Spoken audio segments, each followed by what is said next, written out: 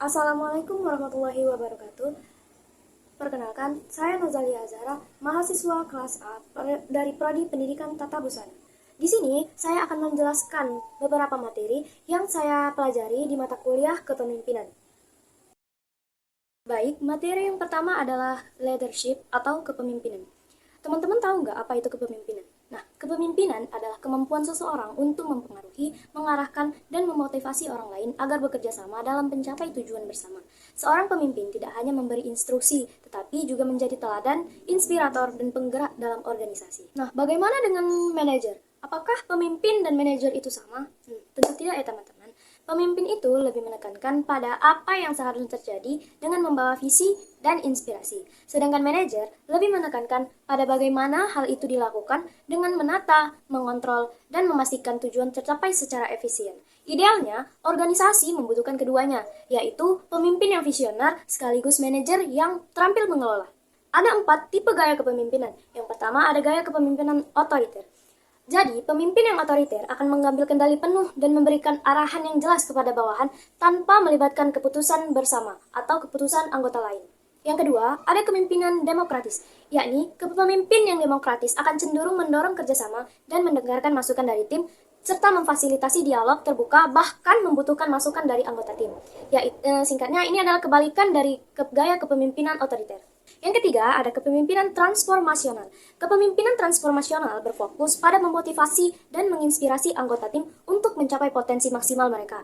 Pemimpin dalam gaya ini mampu mengkomunikasikan visi yang jelas, memberikan motivasi yang kuat, dan mendorong inovasi yang berkelanjutan atau jangka panjang. Keempat, kepemimpinan situasional. Kepemimpinan situasional mengakui bahwa tidak ada pendekatan kepemimpinan tunggal yang tepat dalam setiap situasi. Jadi, pemimpin yang situasional tentunya mampu menyesuaikan gaya kepemimpinan mereka berdasarkan kebutuhan dan kemampuan anggota tim serta situasi yang dihadapi. Kepemimpinan global. Kepemimpinan global adalah kemampuan seorang pemimpin untuk memimpin, mempengaruhi, dan menginspirasi orang lain dalam konteks lintas negara dan lintas budaya, serta lintas batas organisasi. Sedangkan kepemimpinan lokal ialah pemimpin yang mampu untuk mengelola, mempengaruhi, mengarahkan masyarakat atau organisasi untuk mencapai tujuan yang sudah ditetapkan bersama dengan mempertimbangkan nilai, budaya atau tradisi, dan kebutuhan spesifik. Ada beberapa karakteristik kepemimpinan global. Pemimpin global beroperasi lintas budaya dan negara, sehingga mereka membutuhkan keterampilan yang lebih luas dan fleksibel, seperti kemampuan lintas budaya, yaitu mampu memahami dan menghargai perbedaan budaya, nilai, dan norma sosial. Yang kedua, komunikasi multinasional, yaitu fasih dalam berkomunikasi dengan berbagai latar belakang bahasa dan etnis. Kemudian, pemikiran strategis global. Pemimpin harus memahami dinamika geopolitik, tren internasional, dan isu global seperti perubahan iklim atau ketidaksetaraan ekonomi. Pemimpin harus memiliki adaptabilitas tinggi, yaitu cepat menyesuaikan diri dengan perubahan lingkungan bisnis global dan teknologi. Kemudian, adanya kolaborasi internasional, yakni pemimpin mampu membangun jaringan dan kemitraan lintas negara untuk mencapai tujuan bersama. Yang terakhir, ada etika dan tanggung jawab global. Pemimpin harus menjunjung tinggi prinsip keberlanjutan dan tanggung jawab sosial dalam skala internasional. Kemudian ada karakteristik kepemimpinan lokal. Pemimpin lokal lebih fokus pada konteks komunitas atau organisasi di wilayah tertentu, seperti adanya kedekatan dengan komunitas, yakni memahami kebutuhan nilai dan aspirasi masyarakat setempat. Yang kedua ada solusi kontekstual, yaitu menyediakan kebijakan dan tindakan yang relevan dengan kondisi lokal, serta memiliki tipe kepemimpinan yang partisipatif, yakni mendorong keterlibatan aktif dari anggota komunitas atau organisasi. Memanfaatkan sumber daya lokal, yaitu mengoptimalkan potensi dan kekuatan lokal untuk pembangunan.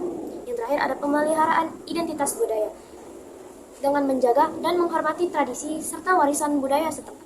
Ada 4 tren kepemimpinan masa depan. Yang pertama ada kepemimpinan inklusif, yakni pendekatan keberagaman, kesetaraan, dan inklusi, atau diversity, equity, inclusion, yaitu fokus lingkungan kerja yang menerima budaya, generasi, dan latar belakang. Dampaknya meningkatkan kreativitas dan loyalitas tim. Yang kedua ada kepemimpinan kolaboratif. Peran pemimpin bergeser dari otoriter ke fasilitator, yakni juga menekankan kerjasama lintas fungsi, lintas organisasi, dan bahkan lintas negara yang berfokus pada co-creation atau menciptakan solusi bersama tim. Yang ketiga ada kepemimpinan berbasis data. Kepemimpinan ini mengambil keputusan berbasis big data, AI, dan analitik prediktif.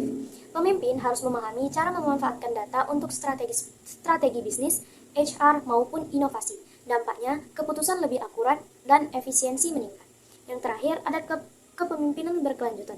Pemimpin dituntut untuk peduli pada isu lingkungan, sosial, dan tata kelola. Tidak hanya mengejar profit, tetapi juga impact jangka panjang. Contohnya, pemimpin yang mengembangkan bisnis ramah lingkungan.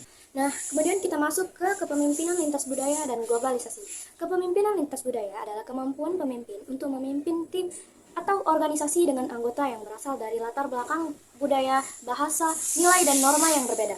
Tentunya, kepemimpinan ini memiliki tantangan, seperti perbedaan bahasa dan komunikasi, nilai dan etika kerja yang berbeda, adanya konflik budaya, dan juga manajemen virtual teams. Nah, dengan adanya tantangan tersebut, pemimpin dibutuhkan beberapa kompetensi, diantaranya ada cultural intelligence, yakni kemampuan memahami dan menyesuaikan diri dengan budaya yang berbeda.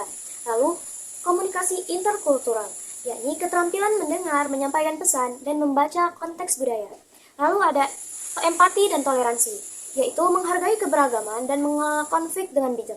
Terakhir, adanya fleksibilitas kepemimpinan, yakni pemimpin menyesuaikan gaya memimpin dengan kondisi budaya.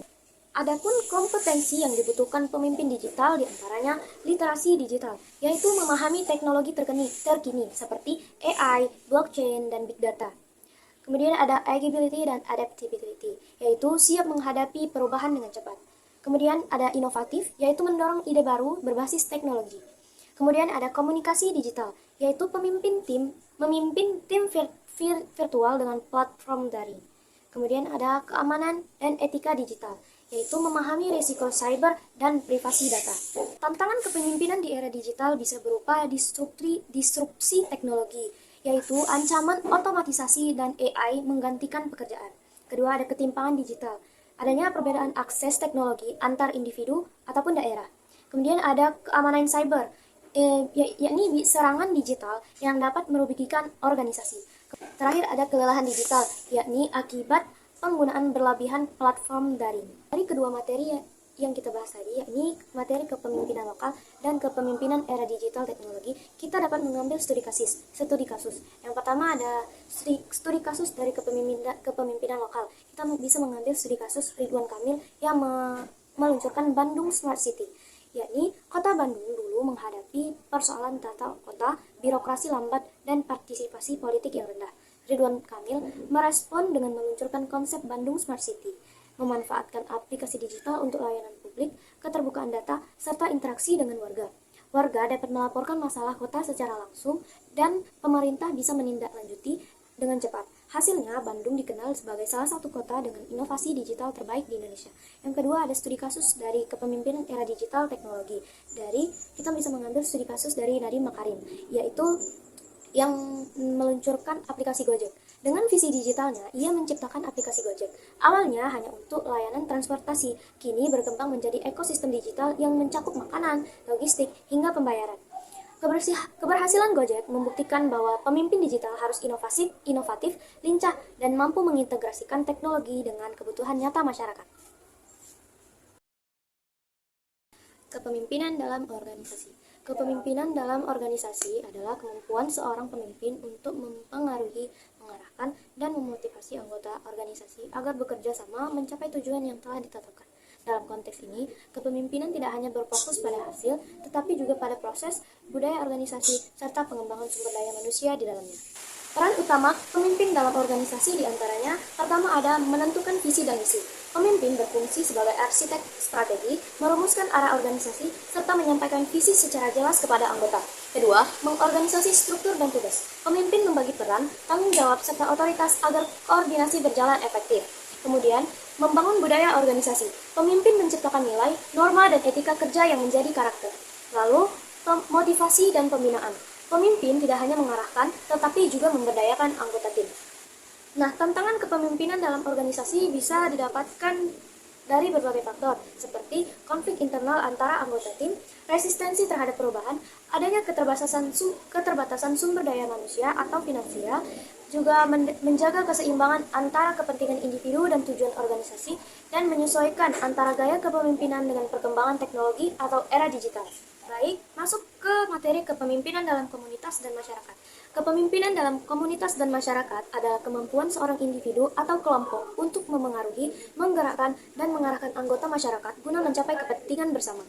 Berbeda dengan kepemimpinan organisasi yang lebih formal dan struktur, kepemimpinan dalam masyarakat lebih menekankan pada nilai moral, sosial, dan budaya. Kepemimpinan dalam masyarakat dibagi menjadi dua bentuk. Yang pertama, pemimpin formal, yakni merujuk kepada kepala desa, lurah, RT RW, dan camat.